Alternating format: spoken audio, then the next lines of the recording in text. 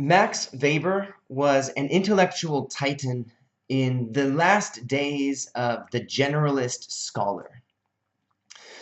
By the late 1800s, most academic disciplines had become highly specialized, but you get the sense that Weber was resisting this trend.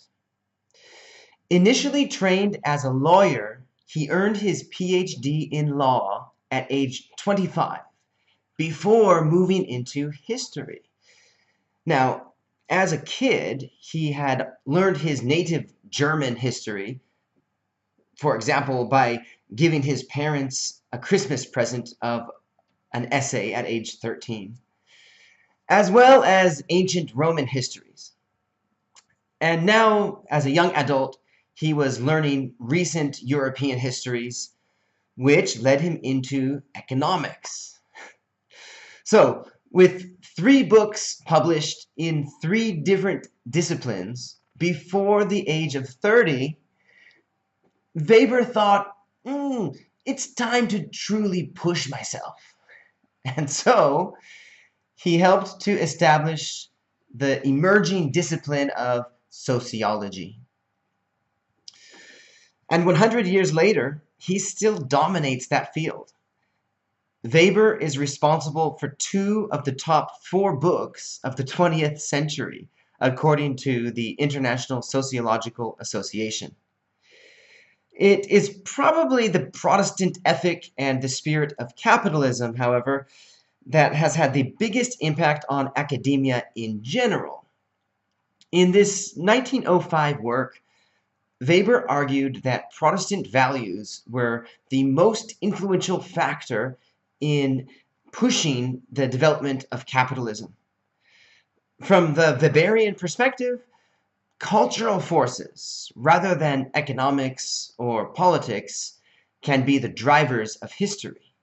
This is why Protestant England and the USA did very well as capitalism became the dominant economic regime after the Industrial Revolution, but China and India did not.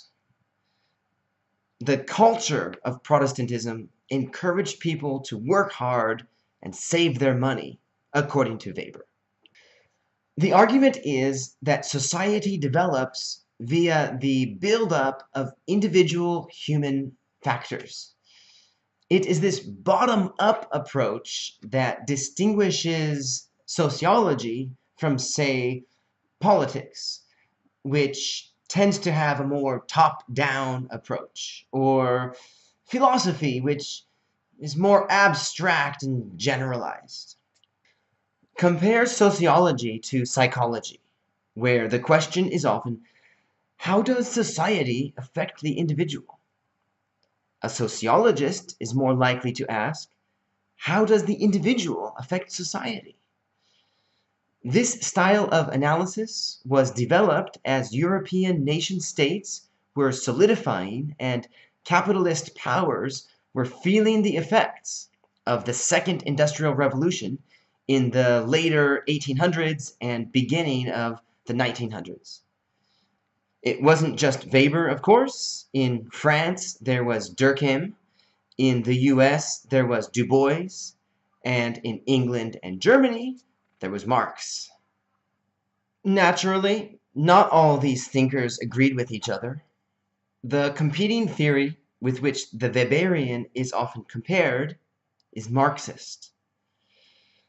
The Marxist approach to history, and therefore Hegelian, you can't escape Hegel. The Marxist approach to history is scientific, mechanical.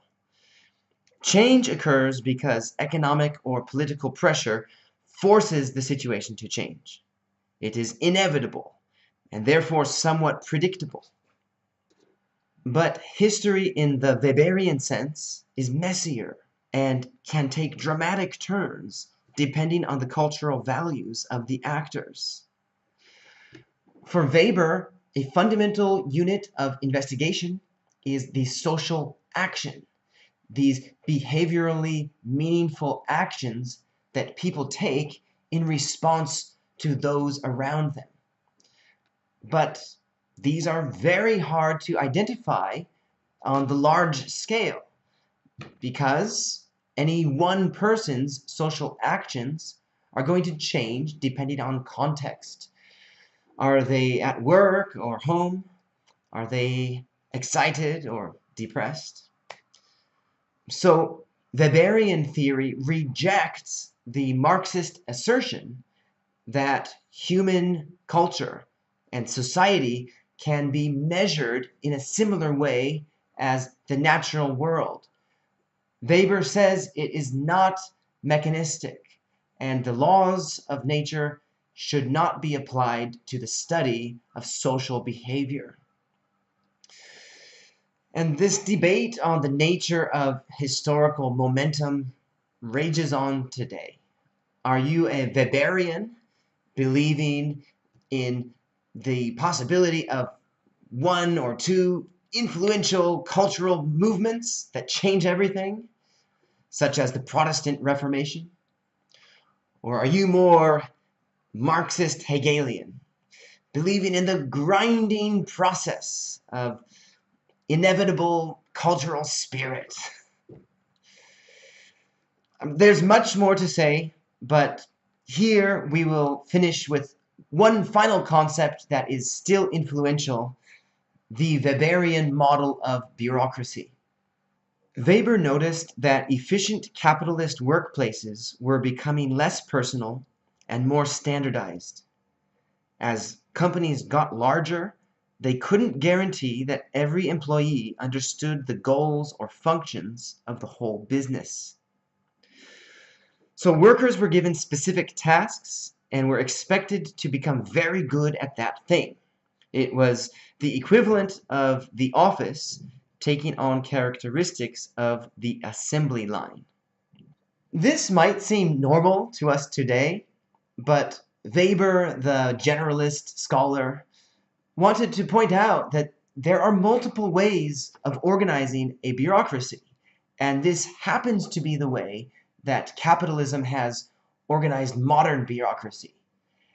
And maybe we want to ask ourselves whether or not we desire workers to retain their personal characteristics when they enter the workplace.